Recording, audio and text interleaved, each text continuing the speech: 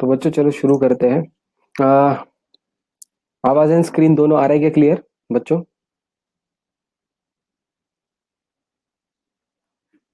एक minute. Chat allowed है? ठीक है।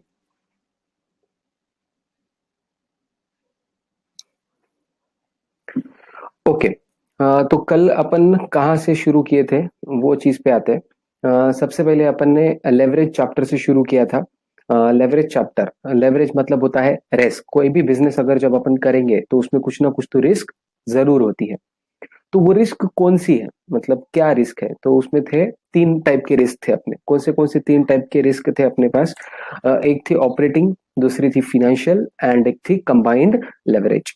तो लेवरेज रिस्क किस चीज का रिस्क है कि बिजनेसमैन को इस चीज का डर लगा रहता है कि मैं, मेरे पास जो फिक्स कॉस्ट हो रही है, हाँ मेरे बिजनेस में जो फिक्स कॉस्ट है वो मैं रिकवर कर पाऊंगा या नहीं, उस चीज का डर है।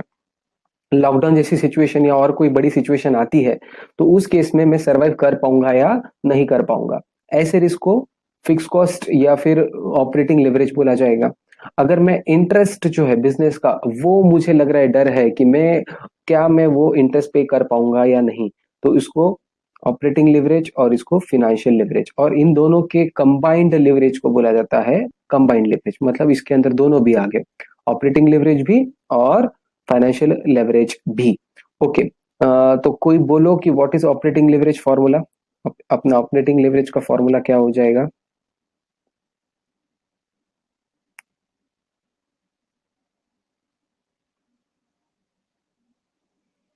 ओके। तो ऑपरेटिंग लिवरेज का फॉर्मूला था अपना कंट्रीब्यूशन बाय ईबीआईटी। हाँ परफेक्ट, कंट्रीब्यूशन बाय ईबीआईटी, ये अपना ऑपरेटिंग लिवरेज का फॉर्मूला था। फाइनेंशियल लिवरेज का फॉर्मूला था अपना EBIT by EBT. Yes, EBIT by EBT, ये फाइनेंशियल लिवरेज का फॉर्मूला था और वो ऑपरेटिंग लिवरेज का फॉर्मूला। नाउ तो अभी कंबाइंड लिवरेज, अभी कंबाइंड लिवरेज क्या है? Just 1 minute.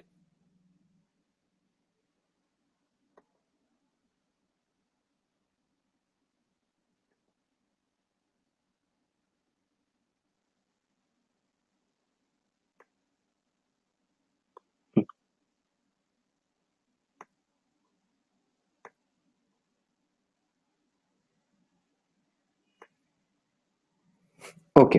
तो नाउ कंबाइंड लेवरेज, तो कंबाइंड लेवरेज क्या हो जाएगा मेरा? इन दोनों का multiplication, that is contribution by EBT. Contribution by EBT, ये उसका फॉर्मूला हो जाएगा। इन दोनों को वो कंसिडर करेगा एक साथ। तो अभी ये जब तीन लिवरेजेस मैं देख रहा हूँ, ऑपरेटिंग, फाइनेंशियल एंड कंबाइंड, तो इसका एक प्रॉफिटेबिलिटी स्टेटमेंट, जैसा मैंने बोला अकाउंट्स के अंदर तुम्हारी बैलेंस शीट पे हैंडल होती है, उसी तरीके से तुम्हारे क्या बोलते हैं, लेवरेजेस, मतलब एफएम के अंदर एक फाइनेंशियल स्टेटमेंट है। तो सबसे पहले सेल्स, सेल्स में से माइनस क्या करेंगे? वेरिएबल कॉस्ट, तुमको मिलेगा कंट्रीब्यूशन।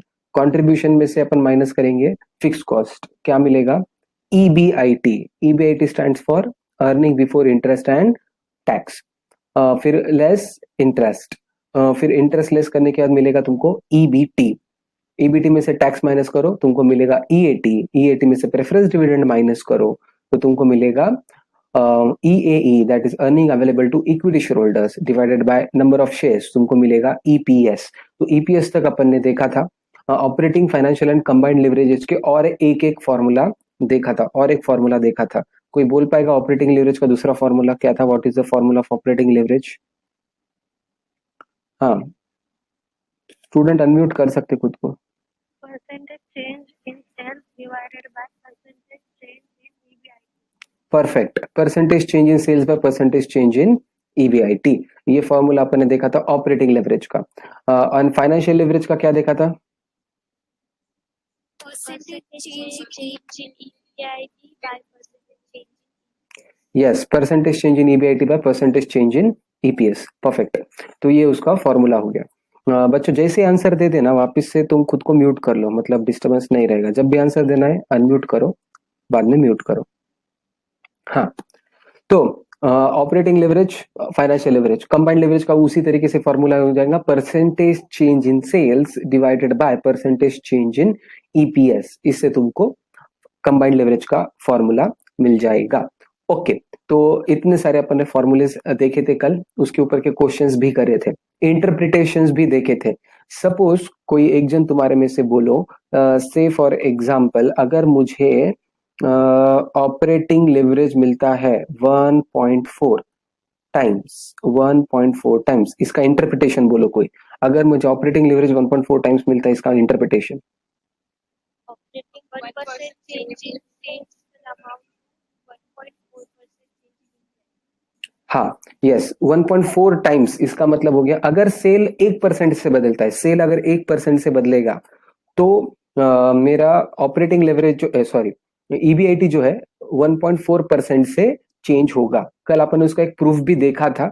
यस, मेन एग्जाम में तुमको कोई भी प्रूफ नहीं पूछेगा, बट तुमको फॉर्मूलेज याद होने चाहिए जो तुमने अभी परसेंटेज चेंज के बोले एंड इंटरप्रिटेशंस। ठीक है, तो इंटरप्रिटेशंस आर ऑल्सो इंपॉर्टेंट। उसी तरीके से फाइनेंशियल लेवरेज का कोई और बोलो, financial leverage. percentage change in EBIT will amount to नहीं, परसेंटेज कौन, सपोज ये दिया है मैंने 2, ये 2 का मतलब क्या होगा?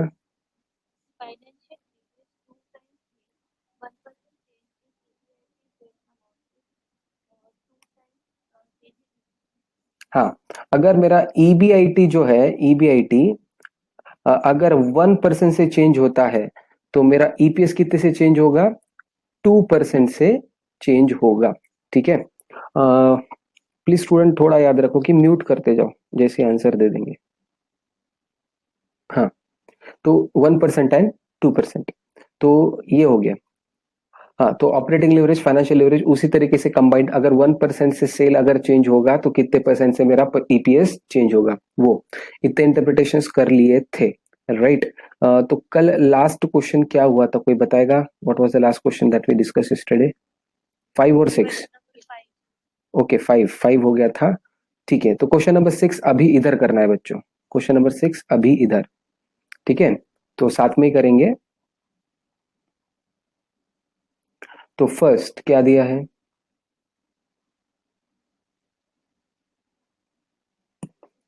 A company's total asset turnover ratio is 4 and its variable cost is 60% of sales. तो एक कंपनी है जिसका एसेट टर्नओवर 4 है and its variable cost is 60% of sales. अभी कुछ कुछ टर्म्स ऐसे आएंगे जो तुमको फर्स्ट टाइम रहेंगे, तो ऑब्वियसली वो मैं एक्सप्लेन कर दूंगा, don't worry at all about it. तो यहाँ पे एसेट टर्नओवर के बारे में बोला है। क्या है एसेट टर्नओवर रेशियो? तो ऑब्वियसली मैंने क्या बोला था, जब भी ऐसा कुछ नया वर्ड आएगा तो चैप्टर के स्टार्टिंग में कुछ पेजेस छोड़ने को बोले थे, तो वहां पे जाके लिखना है। तो जाओ फटाफट, जहाँ पे चैप्टर का हेडिंग दिया मैंने स्टार्टिंग में 1-2 पेजेस ब्लैंक छोड़ने को बोला था, ऐसे कोई भी कंसेप्ट आया तो वो लिखने के लिए, तो जाओ वहां पे फटाफट जाके अपडेट करेंगे। asset turnover ratio 4 means, asset turnover ratio 4 means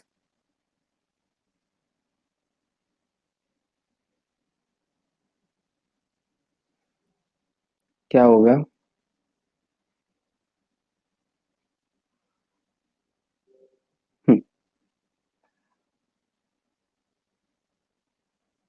every asset of rupees 100, every asset of rupees 100, every asset of rupees 100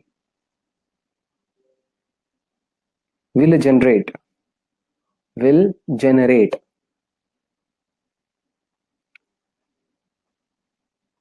400 rupees of sale, 400 rupees of sale।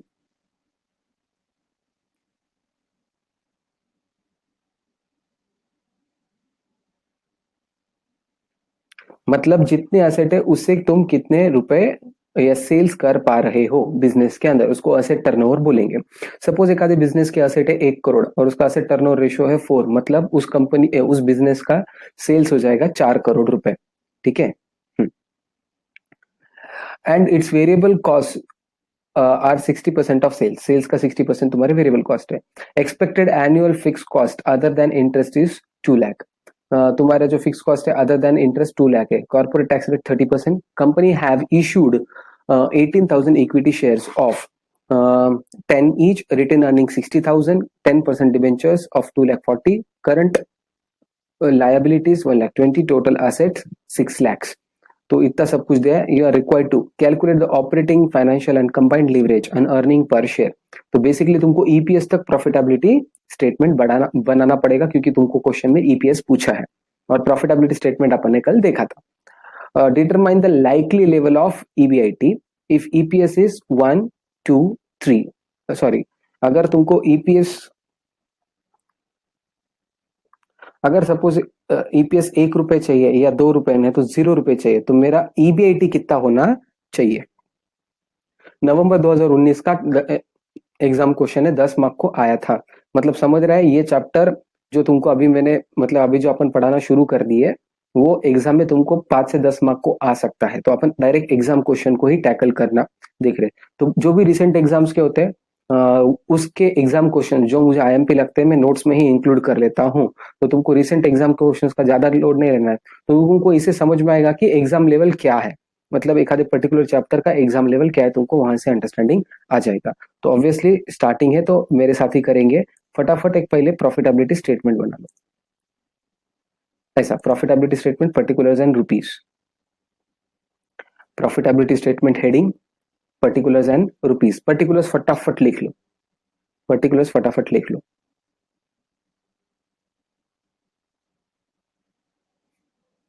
Just एक मिनट. इतना सारा डेटा दिया है और तुमको असेट टर्नओवर दिया है 4. Total assets कितने दिए बच्चों? 6 लाख. असेट 6 लाख के है और असेट टर्नओवर है 4, मतलब सेल्स कितना होगा? 24 lakh. परफेक्ट. 24 लाख रुपीज का मेरा सेल्स हो जाएगा. 24 लाख. तो 24 लाख का सेल है. ईपीएस तुम खुद से निकालेंगे, ट्राई करते. तो तुमको प्रॉफिटेबिलिटी स्टेटमेंट दिया है, ट्राई करो ईपीएस निकालो. सेल्स 24 लाख है. पहले लिख लो पर्टिकुलर. सभी लोग पर्टिकुलर्स लिखेंगे फेयर में.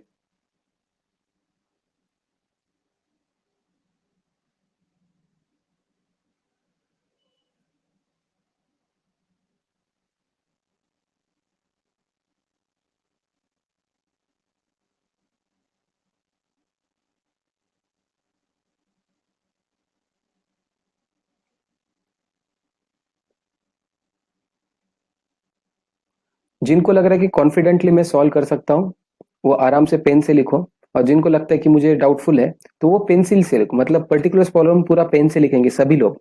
और जो रुपीज कॉलम है, रुपीज ये वाला, तो वो कॉलम है जो तुम पेंसिल से लिखेंगे जिसको डाउटफुल लग रहा है.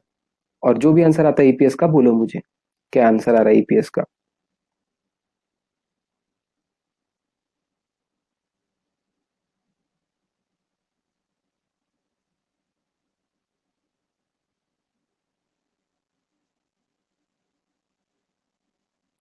ठीक है, ये लिख लिए कि सब लोग? क्वेश्चन यहाँ पे.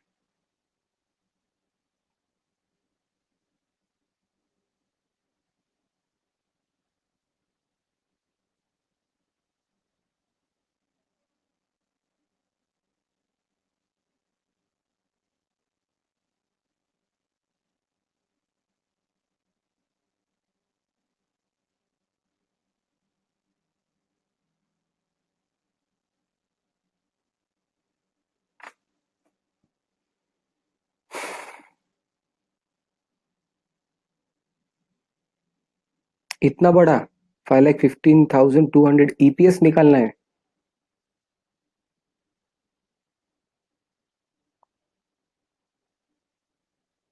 फर्स्ट ऑप्शन आ गया 5,15,200. लेट्स सी बाकी बच्चों का क्या आता है. मुझे ईपीएस आंसर देंगे तुम कमेंट सेक्शन में.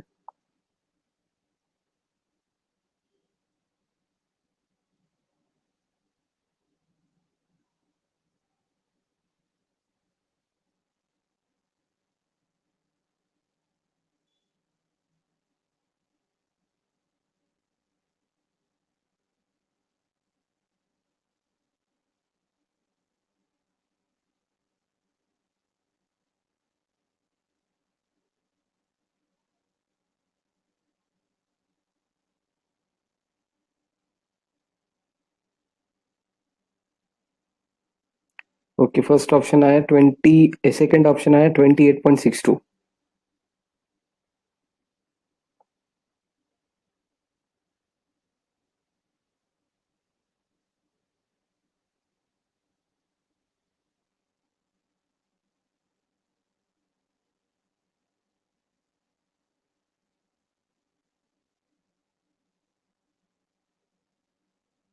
ओके, 28.62 जा रहा है।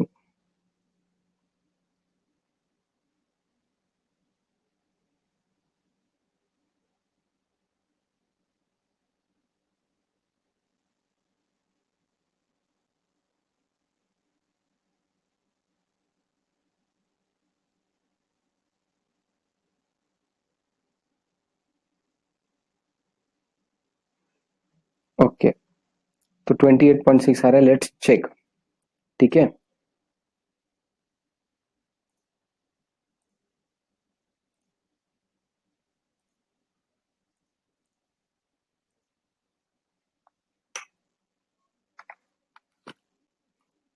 तो 24 लाख का सेल दिया था तुमको। हाँ, तो 24 लाख का सेल दिया था। वेरिएबल कॉस्ट क्या बोला था? 60% वेरिएबल कॉस्ट बोला था। वेरिएबल कॉस्ट 60% किसका रहेगा? सेल्स का। सेल का 60% निकालो बच्चों, 14,40,000 आएगा। Contribution 24 lakh minus 14,40,000, 9,60,000। तो 9,60,000। फिक्स्ड कॉस्ट, तो फिक्स कॉस्ट है तुम्हारा 2 lakh. Fix cost 2 lakh. EBIT 9,60,000 minus 2 lakh. 9,60,000 minus 2 lakh आएगा 7,60,000। तो 7,60,000। इंटरेस्ट, अभी इंटरेस्ट कितना बोला है यहाँ पे समझेगा अपने को। 10% डिवेंचर ऑफ 2,40,000। तो 2,40,000 जो है, इसका 10% लेना पड़ेगा। 2,40,000 का 10% आता है 24,000। EBT, earnings before tax. Earning before tax आएंगे तुम्हारे 7,36,000। 7,36,000। टैक्स कितना परसेंट बोला है? टैक्स का रेट, कॉर्पोरेट टैक्स रेट भी 30%। तो कॉर्पोरेट टैक्स रेट 30%। तो 7,36,000 का 30% आता है 2,20,800। तो earnings after tax, earning after tax आएंगे 5,15,200। तो शायद तक अनुराधा ने पहले इसका आंसर दिया था 5,15,200, बट अपने को पूछा है ईपीएस। ईपीएस के लिए चाहिए divided by number of shares. तो नंबर ऑफ शेयर्स है 18,000। 18,000 नंबर ऑफ शेयर्स। तो ईपीएस 5,15,200 डिवाइड बाय 18,000, तो 28.62 ये आंसर आएगा। तो 28.62 करेक्ट है। ऑलमोस्ट सभी ने ही यही आंसर दिया है। परफेक्ट, 28.62। तो ये था फर्स्ट सबमिट। एग्जाम में अगर ये 10 मार्क को आएगा, देखो ये नवंबर 19 का एग्जाम क्वेश्चन है, मैं कुछ अलग से नहीं बोल रहा हूँ, ये एग्जाम क्वेश्चन है और बच्चों तुमने खुद ने सॉल्व किया। बट इसमें 2 सबमिट है। अगर एग्जाम में तुम्हारा इतना आंसर आता है तो तुमको 10 में से 4 मार्क मिलते थे। अभी 6 मार्क के लिए सेकेंड सबमिट है। सेकेंड सबमिट क्या है? Determine the likely level of A by T if EPS is 1, 2 and 0। तो तुमको क्या करना पड़ेगा? पर्टिकुलर्स एंड 3 कॉलम, ये भी तुमको ही करना है, मैं गाइड करूंगा एक बार का। ठीक है, तो क्वेश्चन में क्या बोला था? लेवरेजेस भी निकालना है। तो फटाफट लेवरेजेस निकालो, operating, financial and combined. Operating, financial and combined.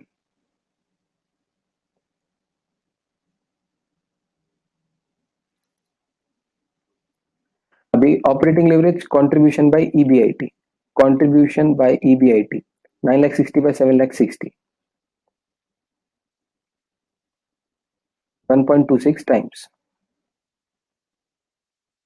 Financial leverage आएगा ईबीआईटी बाय ईबीटी। ईबीआईटी है 7,60,000, ईबीटी है 7,36,000। 7,60,000 by 7,36,000, 1.03 times. Yes Pranjal, correct. And combined leverage आएगा 1.30 टाइम्स। 1.30 टाइम्स। और तुम इसको क्रॉस चेक भी कर सकते हो। कंबाइंड लेवरेज 1.26 इंटू 1.03, इन दोनों का मल्टीप्लीकेशन 1.3 आना चाहिए।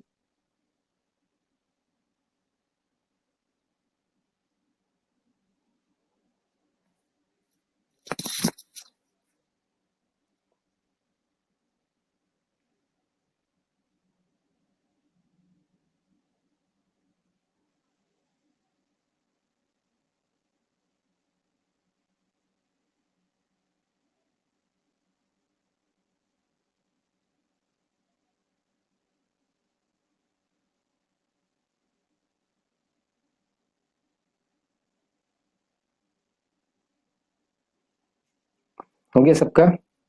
ओके, तो ये था लिवरेजेस, ये तो फर्स्ट सबमिट था। अभी सेकंड सबमिट, ईपीएस दिया है, क्वेश्चन ने ईपीएस दिया है, तुमको ईबीआईटी पूछा है। देखो बच्चों, मतलब तुमको ईपीएस दिया है, ईबीआईटी पूछा है, मतलब नीचे वाली फिगर दी है और तुमको ऊपर वाला फिगर पूछा है। तो सिंपली क्या करना है, रिवर्स ऑर्डर में सॉल्व करना है। रिवर्स ऑर्डर में तो क्या करो, सिर्फ ईपीएस टू ईबीआईटी, ये जो ऑर्डर है ना, इसको उल्टे तरीके से लिखो, या तुम सेम तरीके से लिखे तो भी कोई दिक्कत नहीं है, सिर्फ उल्टा सॉल्व करना पड़ेगा। ठीक है, तो ईबीआईटी से लेके ईपीएस तक तुमको पूछा क्या है, ईबीआईटी, और ईपीएस दिए वाले हैं। तो ईपीएस क्या करो, तुम लिख दो 2, 1 एंड 0। अभी नीचे से ऊपर ऊपर ऊपर जाते जाओ, सॉल्व करने की कोशिश करो। पर्टिकुलर्स एंड 3 कॉलम बनाओ, ईपीएस 2, ईपीएस 1 एंड ईपीएस 0। ये पर्टिकुलर्स कॉलम ये तुमको दिया है, यहां से ऊपर जाने की कोशिश करो, ट्राई करो, कोई प्रॉब्लम नहीं है, मैं बता तो दूंगा, ट्राई करो। और फर्स्ट इसका बोलो, फर्स्ट इसका क्या ईबीआईटी आता है, फर्स्ट इसका ईबीआईटी।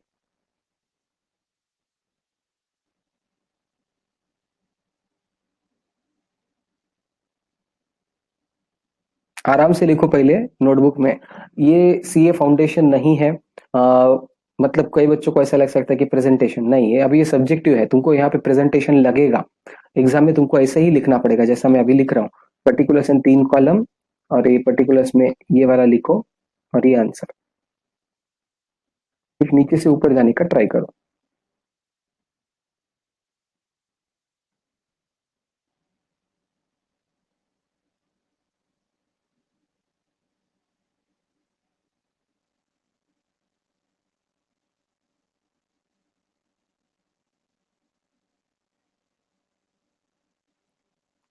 फर्स्ट जो कंडीशन है उसका क्या ईबीआईटी हो सकता है वो देखो।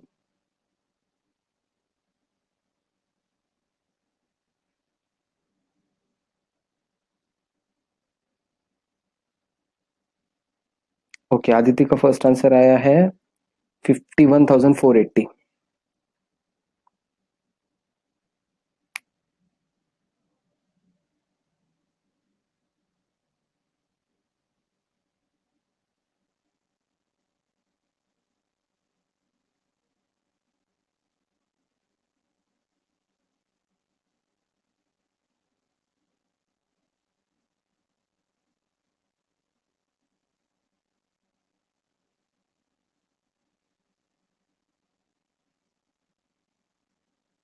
$70,800,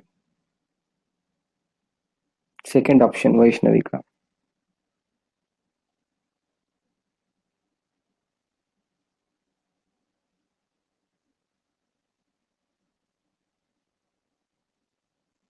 पलक का आया 75,429, दिशा का 2,80,800। क्या बात है, सबके अलग अलग आंसर आ रहे हैं, बहुत अच्छी बात है।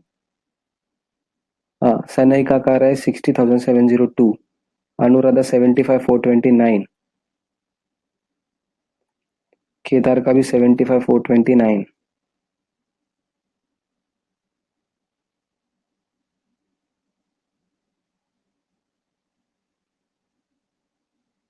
रिद्धि का भी 75,428। चलो लेट्स चेक। देखो ईपीएस 2 है, नंबर ऑफ शेयर्स 18,000, तीनों भी केसेस में 18,000 ही रहेंगे। ठीक है, तीनों भी केस में नंबर ऑफ शेयर्स 18,000 रहेंगे।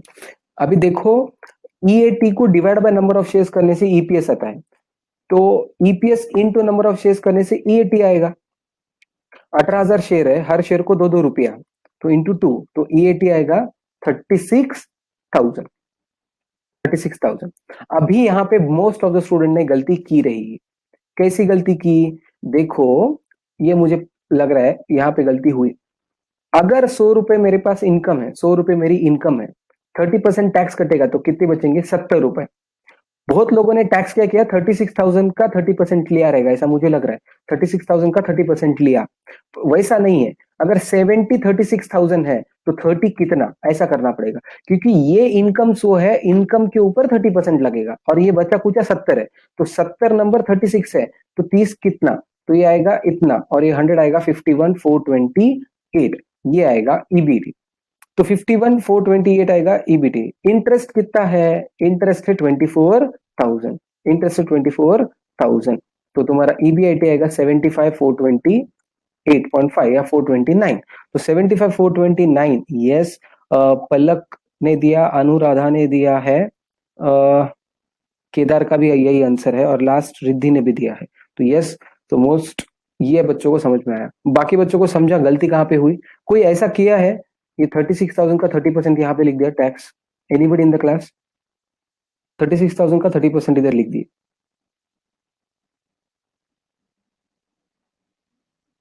ठीक है, कुछ अलग टाइप की मिस्टेक्स करे। यस, मुझे लग रहा कोई ना कोई तो किया रहेगा ऐसा। हाँ, तो यस, तो इस हिसाब से 75,429 मिस्टेक समझ में आया? किसी को कुछ प्रॉब्लम? तो ये बाकी दो बोलो। तो एक बार 30% ठीक है, तो अभी 30% से फॉर एग्जाम्पल 100 रुपए मेरा ईबीटी है, मतलब अर्निंग बिफोर टैक्स मेरा 100 रुपए है। ठीक है, अब उसमें से टैक्स 30% है, तो 30 रुपए कम हो जाएंगे, बचेंगे कितने मेरे पास? 70 रुपए। अभी मुझे आंसर क्या मिला था? मुझे आंसर मिला था कि अर्निंग्स आफ्टर टैक्स 36,000 है।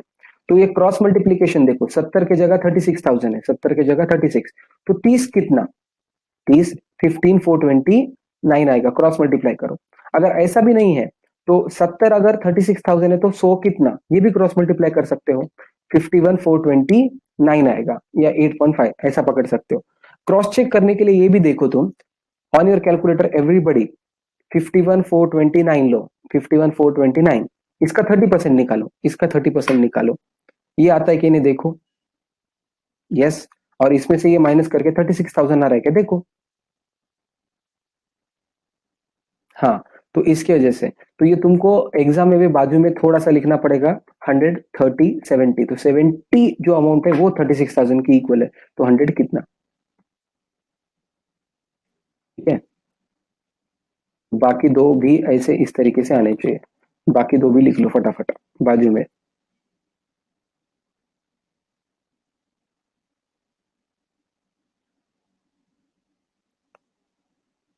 करेक्ट, करेक्ट, आया आया, बाकी बच्चों का भी आया, दूसरे भी। ठीक है, जिनका हो गया वो बाजू वाला लिख सकते हैं।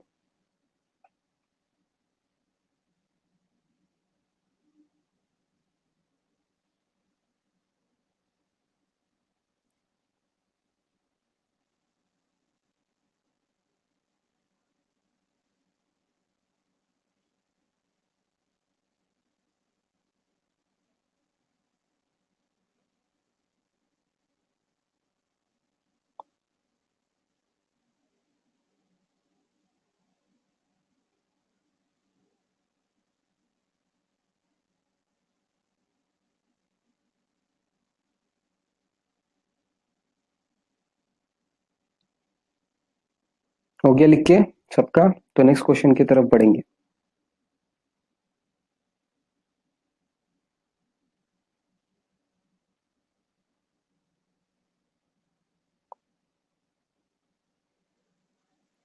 हो गया? अगर हो गया तो डन बोल के लिखो। ओके,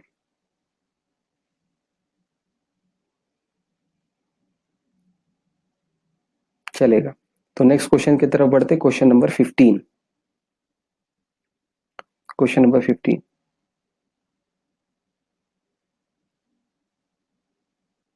ओके, क्वेश्चन नंबर 15, अभी सभी लोग ध्यान दो। The data relating to two companies are given below. दो कंपनी के रिलेटेड डेटा दिया है, particulars company A company B. Equity capital 6 lakh 3 lakh 50, 12% debentures 4 lakh 6 lakh 50, output in units per annum 60,000 15,000, selling price per unit 30 250, fixed cost per annum 7 lakh 14 lakh, variable cost per unit 10 75. We are required to calculate the operating leverage, financial leverage and combined leverage of the company. तो company A and B तुमको दिया है, दोनों का data दिया है तुमको, तीनों के दोनों कंपनीज के तीनों लिवरेजेस निकालने हैं, OL FL and CL. Equity दिया है, डिबेंचर दिया, आउटपुट एंड सेलिंग प्राइस दिया है, तो आउटपुट इंटू सेलिंग प्राइस करेंगे तो मिलेगा तुमको basically sales, and variable cost per unit दिया वाला है। तो ठीक है, तो फॉर्मेट एक बार देख लो बच्चों। तो फॉर्मेट ऐसा आएगा, profitability statement particulars and two column, company A company B. ठीक है, फटाफट फॉर्मेट लिख लो, सॉल्व तुमको ही करेंगे, ट्राई करो।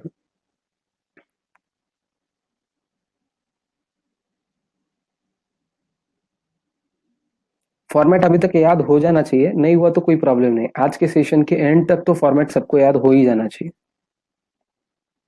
बहुत सिंपल है।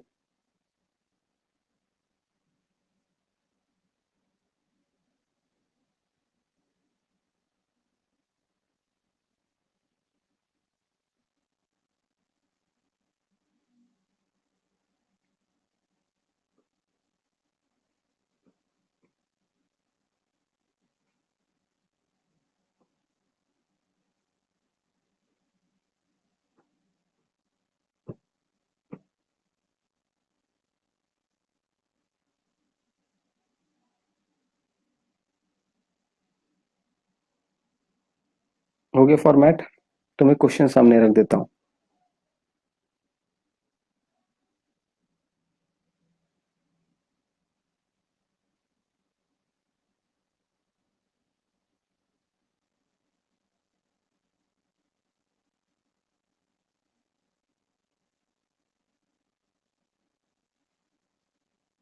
ओके, तो सेल्स मेरे तरफ से आउटपुट 60,000 इंटू 30, 60 इंटू 30 हो जाएगा तुम्हारा 18 लाख, और यहाँ पे 15,000 इंटू 250, 15,000 इंटू 250 हो जाएगा 37,50,000। बाकी तुम्हारे सामने है, तो फटाफट बच्चों ट्राई करो, OL FL एंड CL निकालो। हाँ, टाइप मत करते बैठो, इतने सारे कौन टाइप करते बैठेगा। हाँ, नहीं तो CL बोलो सिर्फ, ठीक है, CL कमेंट सेक्शन में बोलो पूरा होने के बाद।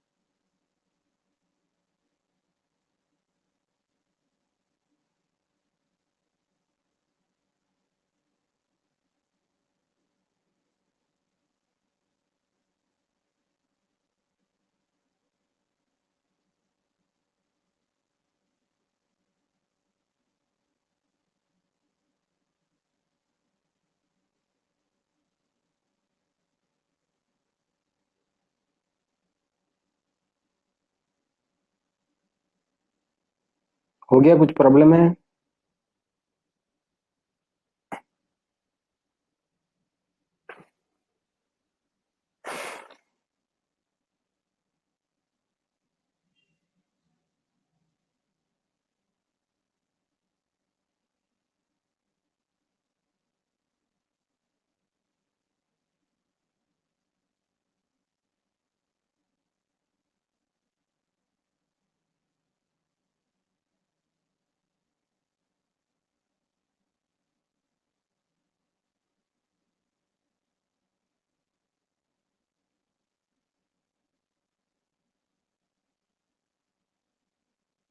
ओके, सेजल का फर्स्ट आंसर आया 2.65 टाइम्स। ओके, पलक का भी आया 2.65 एंड 2.28।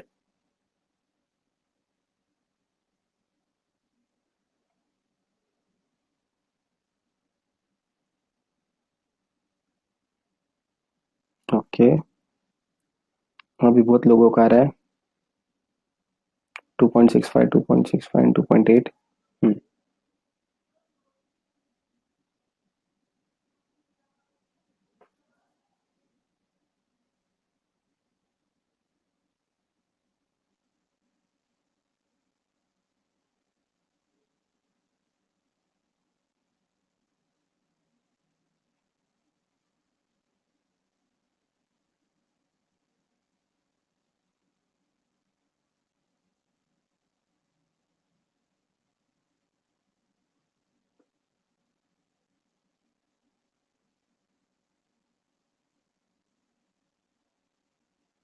ओके बच्चों, लेट्स चेक।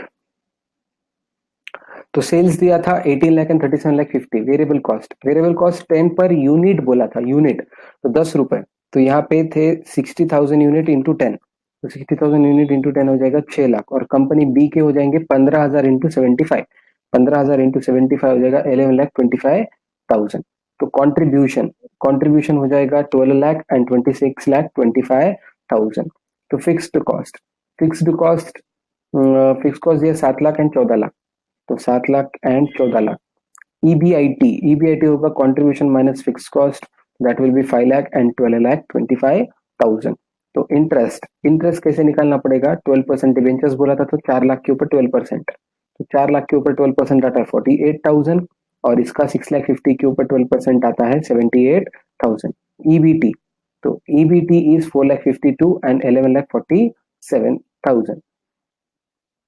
तो operating leverage, contribution by EBIT 2.4 times, इसका 2.14 times। EBIT by EBT financial leverage ये आएगा 1.11 टाइम्स, ये आएगा 1.07 टाइम्स। और कंबाइंड लिवरेज जो तुमको पूछा था 2.65 टाइम्स एंड 2.28 या 29 टाइम्स। करेक्ट, सभी का करेक्ट आंसर आया, वेरी गुड। जिनका नहीं आया देख लो, किसी को कुछ प्रॉब्लम है तो अभी पूछ लो। आगे बढ़ना।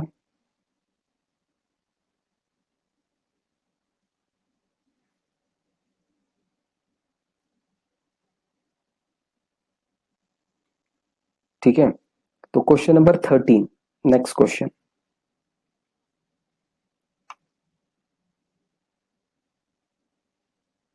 हाँ, थोड़ा सीक्वेंस कभी कभी ऐसा हो सकता है कि चैप्टर का सीक्वेंस मेंटेन नहीं रहेगा, क्वेश्चंस क्यों थोड़े आगे पीछे होते हैं, क्योंकि तुम्हारे कॉन्सेप्ट के हिसाब से मैं थोड़े क्वेश्चन नंबर्स आगे पीछे करता हूं, ठीक है।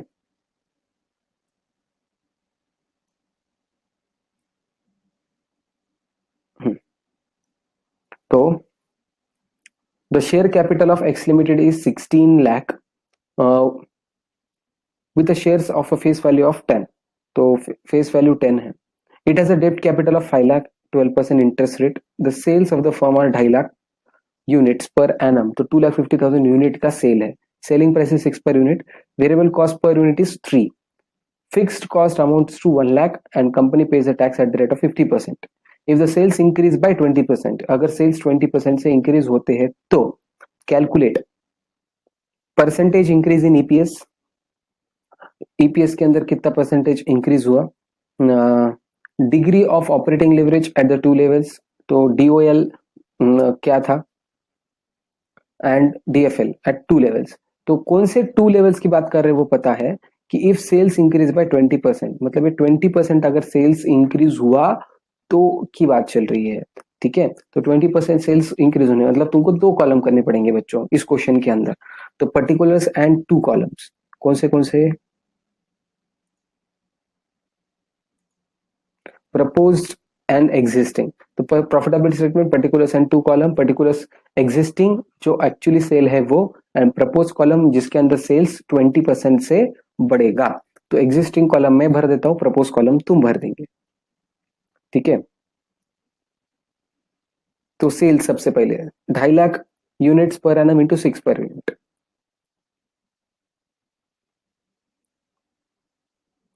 2.5 लाख इंटू 6 आएगा 15 लाख। वेरिएबल कॉस्ट क्या बोला था, 3 per unit, 3 into 2 lakh 50, 7 lakh 50। तो कॉन्ट्रीब्यूशन आएगा 7 लाख 50।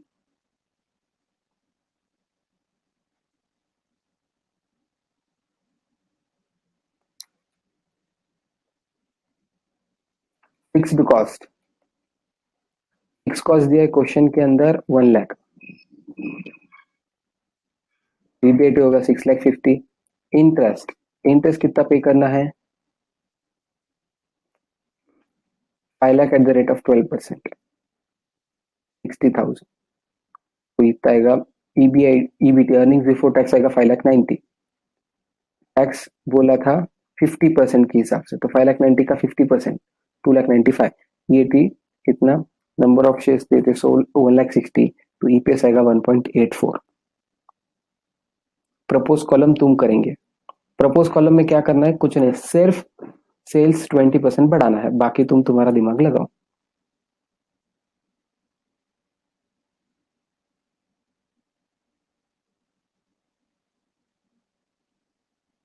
ईपीएस बताएंगे तुम, प्रपोज्ड का ईपीएस।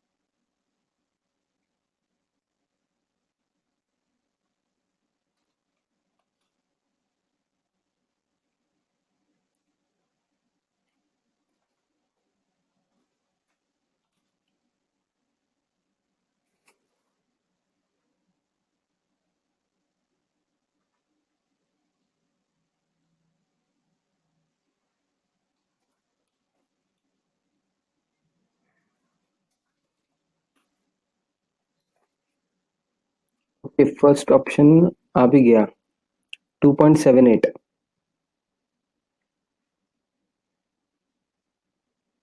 2.31 प्रांजल का।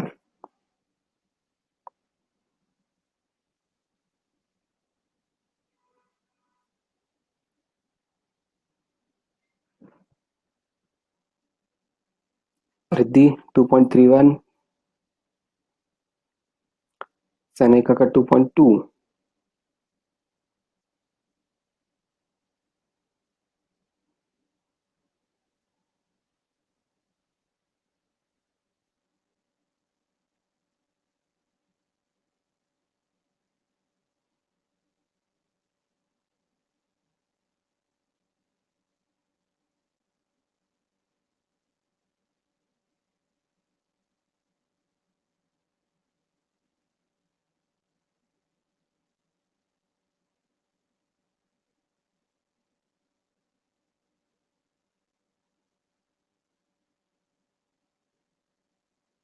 ओके, वैष्णवी सेजल का भी हो गया, और एक जन का होते हैं, मैं प्रपोज शुरू कर देता हूँ।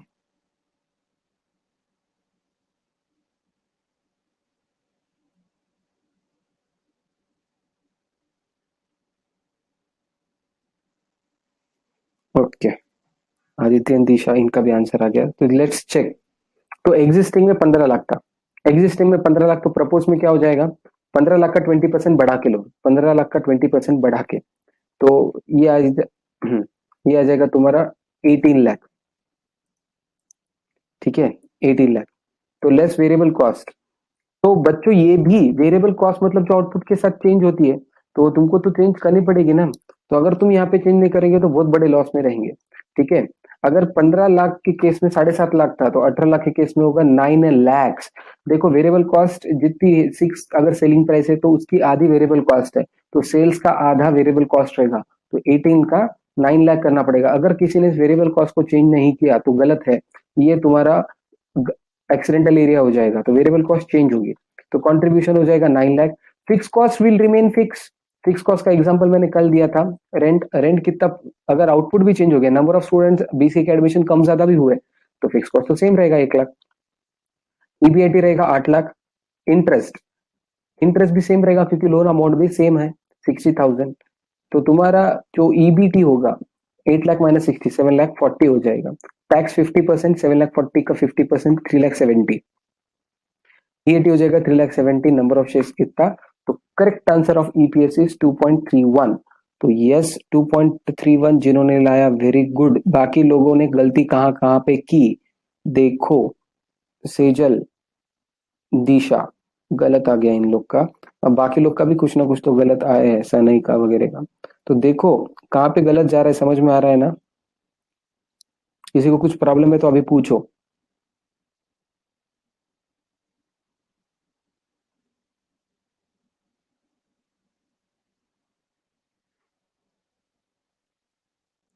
जिनका ईपीएस आ गया नीचे पूरे निकालने O L F L C है। हाँ, वेरिएबल कॉस्ट चेंज नहीं किया। तो जो गलती हो रही है बच्चों, हाँ, और टैक्स रेट। तो जहाँ पे गलती होती है हर एक जन को अपने अपना आदत रखना है कि एक्सीडेंटल एरिया मार्क करके रखना। ठीक है? तो मैंने तुमको फाउंडेशन के टाइम बोला था A² M² and R²। A² accidental area जहाँ पे गलती हो सकती है, R² रट्टा रिक्वायर्ड एंड M² जो गलती हो सकती है तुमने बचा ली वो चीज को, मतलब तुम्हारा ब्रेन इतना फास्ट है। तो तुमको जहां पे लग रहा है कि यार लोग ने गलत किया और मैंने सही किया, वहां पे M² निकाल सकते हो। और जहां पे गलत हुआ A², तो वेरिएबल कॉस्ट के वहां पे A² निकाल सकते हो, जिनका जिनका गलत हुआ वहां पे।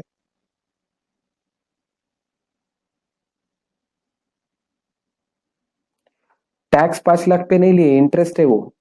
इंटरेस्ट 5 लाख पे लिए है, टैक्स अपना 50% है। तो 7 लाख 40 का 50% लिया है।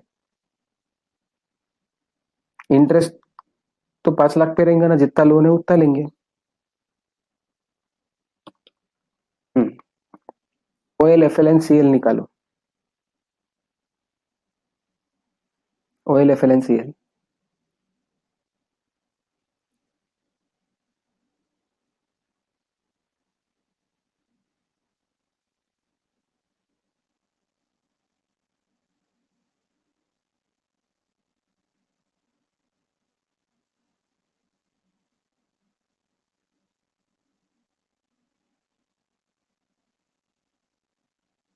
अरे बाप रे, प्रांजल ने पूरा इतना इज्जत से लिखा। हम्म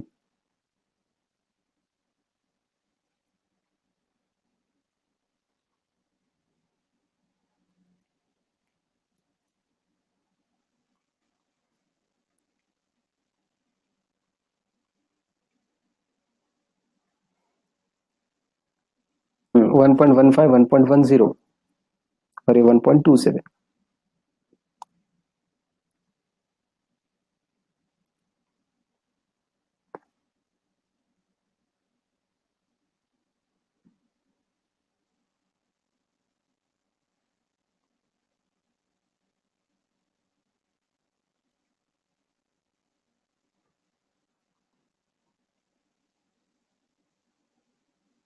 यस वेरी गुड। तो ये तुम्हारे OL F L and C L आने चाहिए।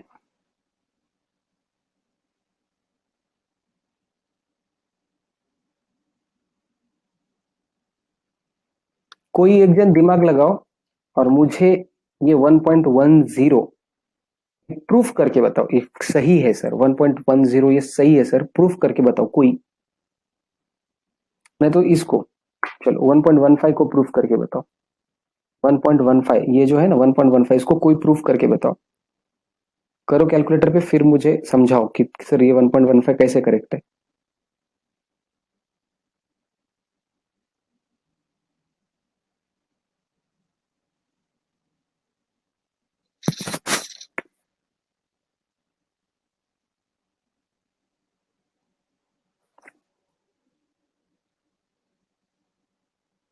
लगाओ दिमाग और कोई समझाओ मुझे।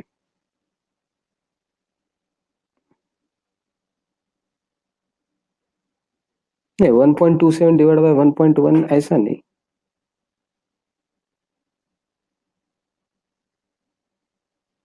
नहीं नहीं, इस तरीके से नहीं, कॉन्सेप्चुअली कॉन्सेप्चुअली समझो।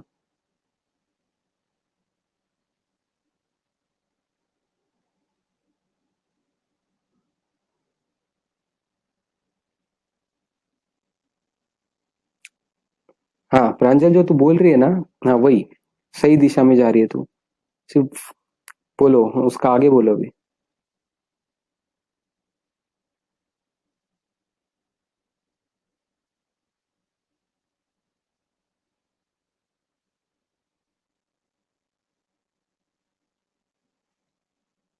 ओके, देखो बच्चों, ऑपरेटिंग लेवरेज का क्या मतलब बोला था मैंने?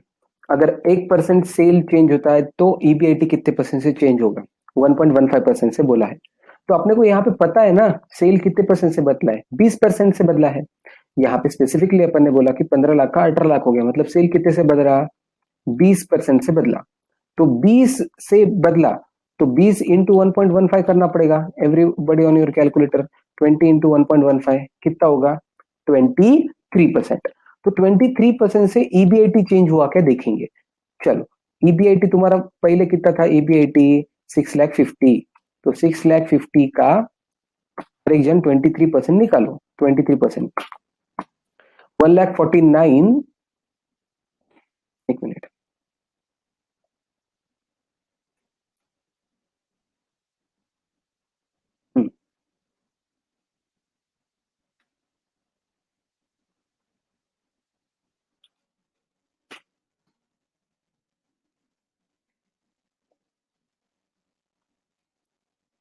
ये पॉइंट्स की वजह से थोड़ा सा हुआ रहेगा। एक मिनट, आंसर मैच करके बताता हूँ।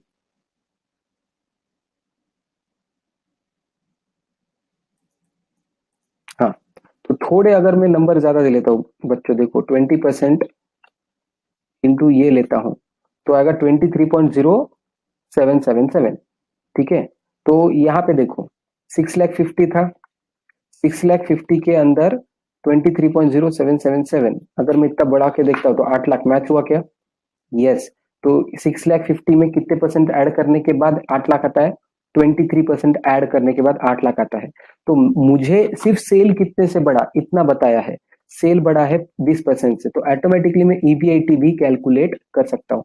वैसा ही ईपीएस भी कैलकुलेट कर सकता हूँ। चेक करो ईपीएस कितना है। 1.2542, मतलब कितना बड़ा पता है? तुम्हारा ईपीएस 25% से बड़ा है ऑलमोस्ट। चेक करते 25% से कंबाइंड लीवरेज। देखो 20% से सेल चेंज हुआ है, तो 1.27 इंटू 20, तो देखो 25.42 मैच हुआ कि इधर 25.42,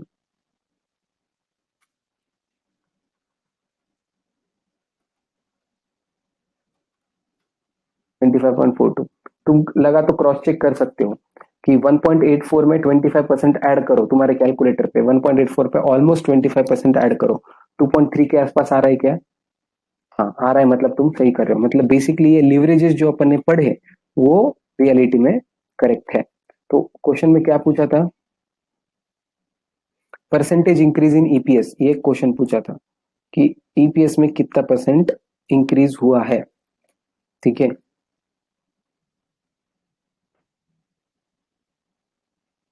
तो 25.4% इंक्रीज हुआ है।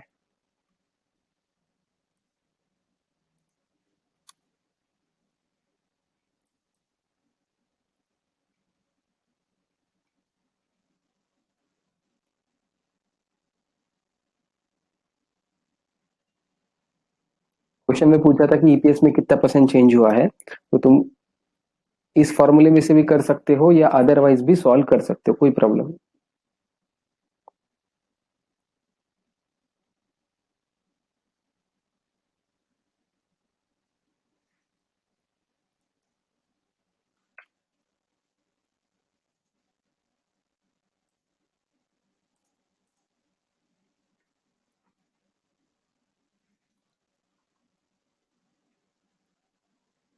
हो गया लिख के?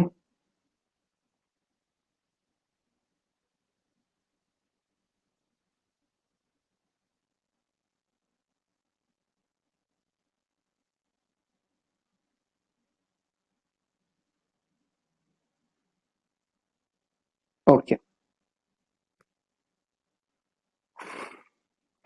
तो चलते हैं क्वेश्चन नंबर 2।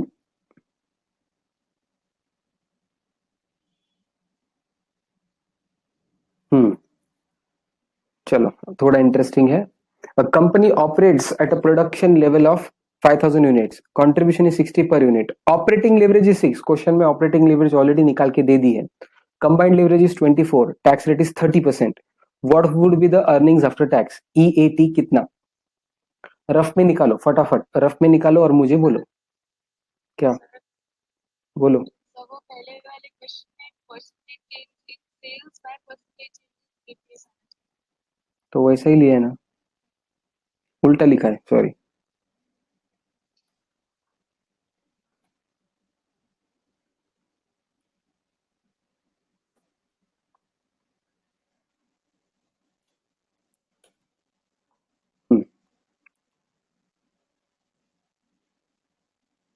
ठीक है, ठीक है। वो आंसर सेम रहेगा 25.4, सॉल्व तो मैंने करेक्ट किया है, सिर्फ लिखा उल्टा है।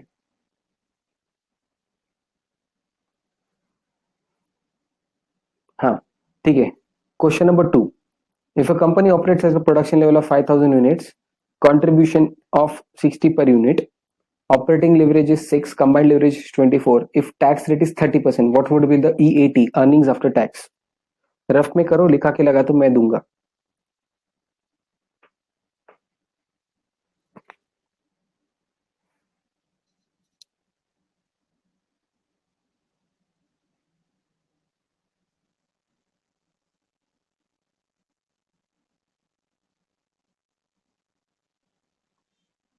रफ में करो, मैं लिखा के दूंगा आराम से।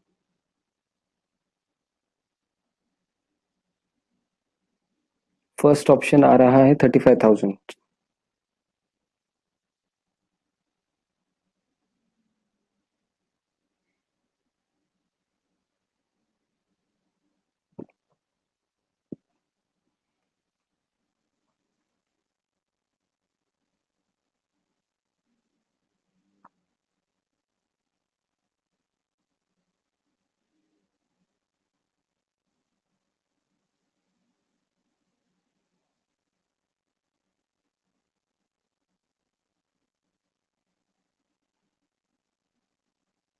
ओके, केदार का रहा है 8750, वैष्णवी का भी 8750, पलक का भी 8750।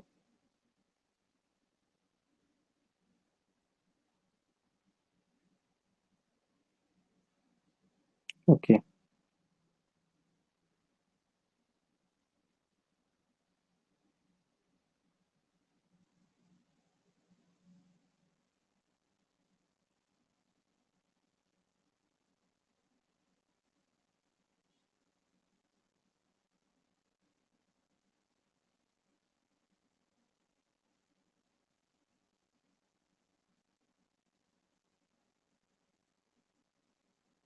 ओके, ऑलमोस्ट लोगों का 8750 आ रहा है, let's check the correct answer.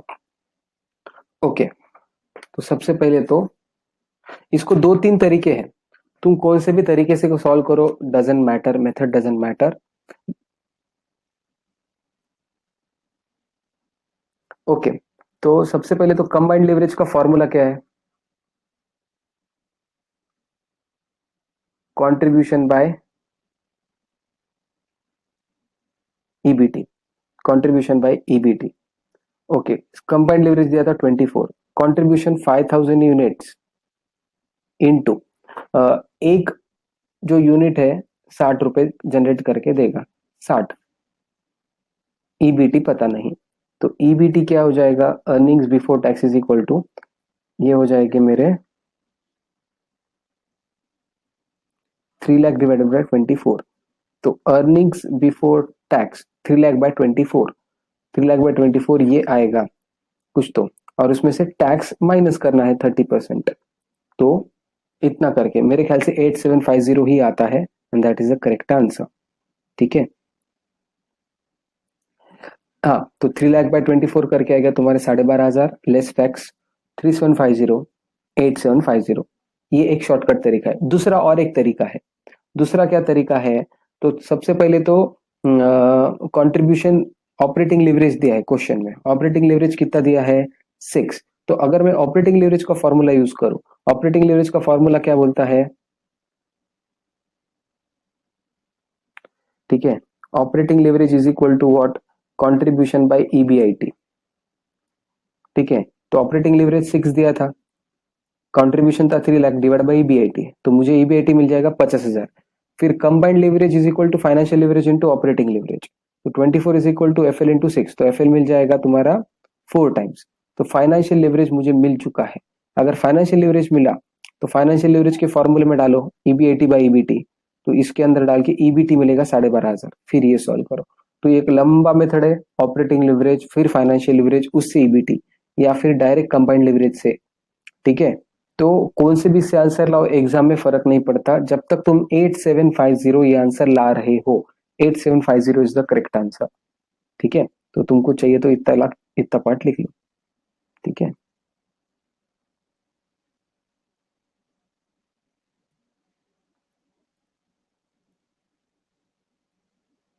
कोई ये लंबे वाले मेथड से गया है, एक तो भी जन रहेगा ही क्लास में ये वाले मेथड से, ऑपरेटिंग लिवरेज फिर फाइनेंशियल लिवरेज।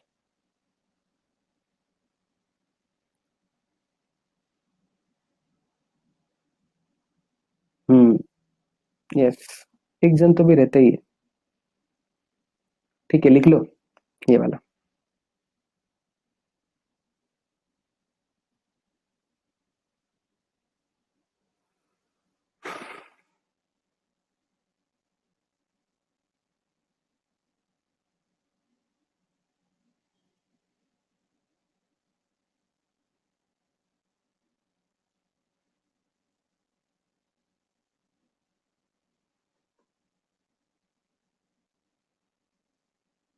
ओके, हो गया लिख के।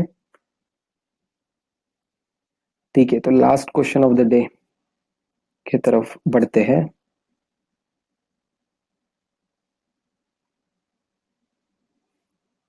Question number 4। ठीक है, उसके बाद भी एक आधा हो सकता है, छोटा है शायद, तो क्वेश्चन नंबर 4।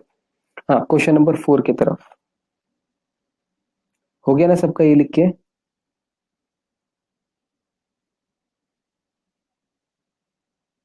ठीक है, आई एम अज्यूमिंग हो गया सबका। Question number 4, the following data relate to RT limited operating oblique financial. तो earnings before interest and tax 10 lakh, fixed cost 20 lakh, earnings before tax EBT 8 lakh. तो ऑपरेटिंग एंड फाइनेंशियल लिवरेज निकालना है। फटाफट तुम लोग निकाल सकते हैं, ये एक्चुअली एग्जाम क्वेश्चन है। फटाफट निकालो एग्जाम क्वेश्चन।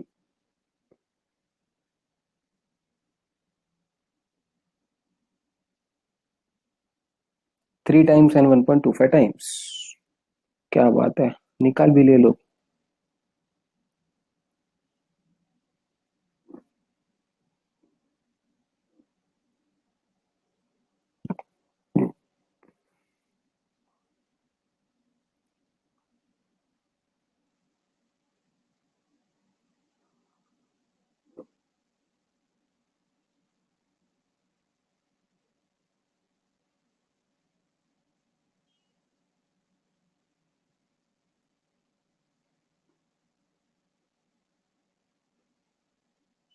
सर इसमें मुश्किल क्या था?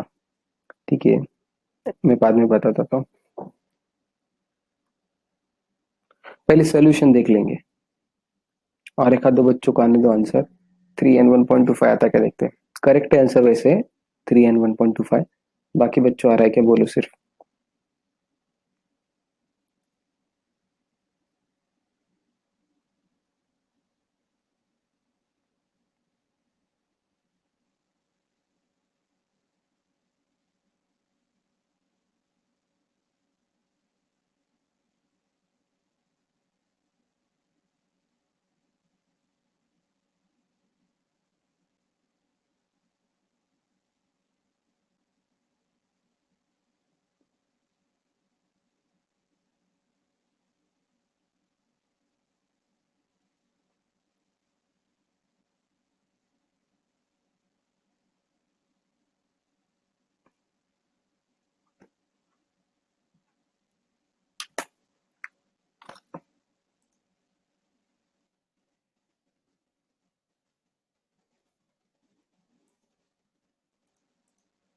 ओके, तो सबसे पहले क्वेश्चन में ईबीआईटी एंड फिक्स कॉस्ट दिया था, ईबीआईटी एंड फिक्स कॉस्ट दिया था। कंट्रीब्यूशन में से फिक्स कॉस्ट जाने के बाद मुझे ईबीआईटी आता है, तो ईबीआईटी 10 लाख पता था, फिक्स कॉस्ट भी 20 लाख पता था, तो इनडायरेक्टली कंट्रीब्यूशन इन दोनों का टोटल हो जाएगा 30 लाख। इंटरेस्ट पता नहीं, ईबीटी दिया था 8 लाख, तो इंटरेस्ट हो जाएगा 2 लाख रुपए, तो 2 लाख रुपए। तो operating leverage is nothing but contribution by EBIT, तो contribution 30 lakh by EBIT 10 lakh, तो आएगा 3 टाइम्स। और financial leverage EBIT by EBT 10 lakh by 8 lakh, तो 1.25 टाइम्स। सर इसमें मुश्किल क्या है और इसको एग्जाम क्वेश्चन क्यों बोल रहे फिर? ओके, नाउ क्या है, थोड़ा ऑब्जर्वेशन रखो बच्चा लोग, अभी मैं जो बोल रहा हूँ उसके ऊपर ऑब्जर्वेशन दो। पहले इतना लिख लो आराम से, इतना लिख के होने के बाद फिर मैं बताता हूँ।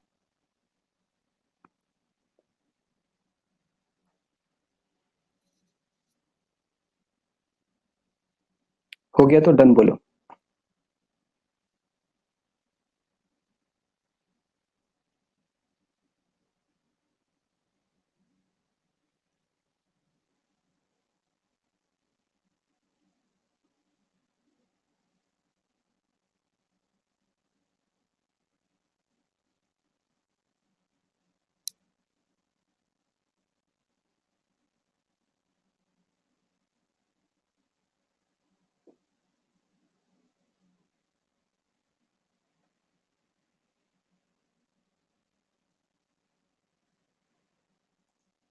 ओके, इधर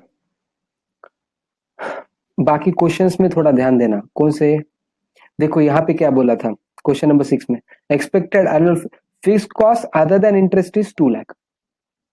ठीक है, और भी एक जगह fix cost other than interest is 5 lakh. Question number 5 पढ़ो, क्वेश्चन नंबर 6 पढ़ो। मतलब बहुत बार इंस्टीट्यूट ने क्या बोला, fix cost other than interest, इसके जैसे वो फिक्स कॉस्ट हुई। यहाँ पे फिक्स कॉस्ट बोला है, ऐसा लिखा है क्या इधर? इधर ऐसा लिखा है क्या अदर देन इंटरेस्ट? ऐसा नहीं लिखा है, ऐसा नहीं लिखा है, मतलब इसके अंदर इंटरेस्ट इंक्लूडेड है, इंक्लूडेड है।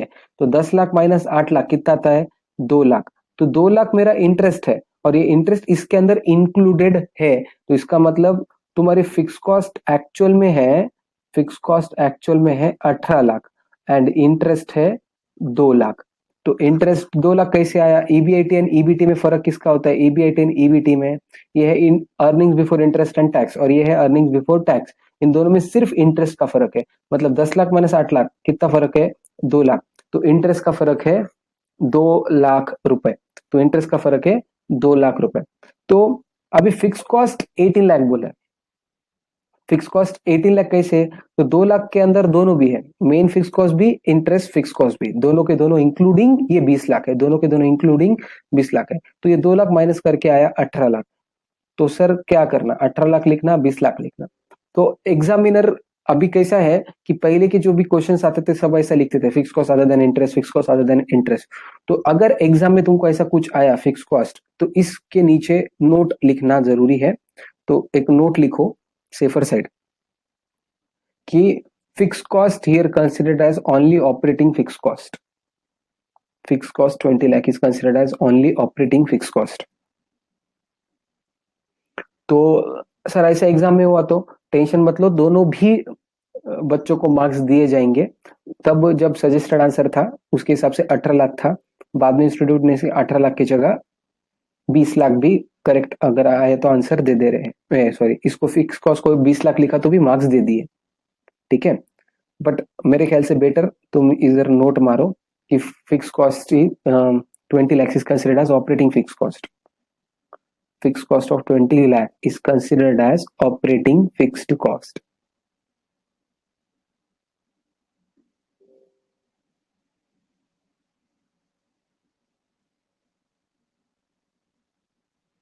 ठीक है,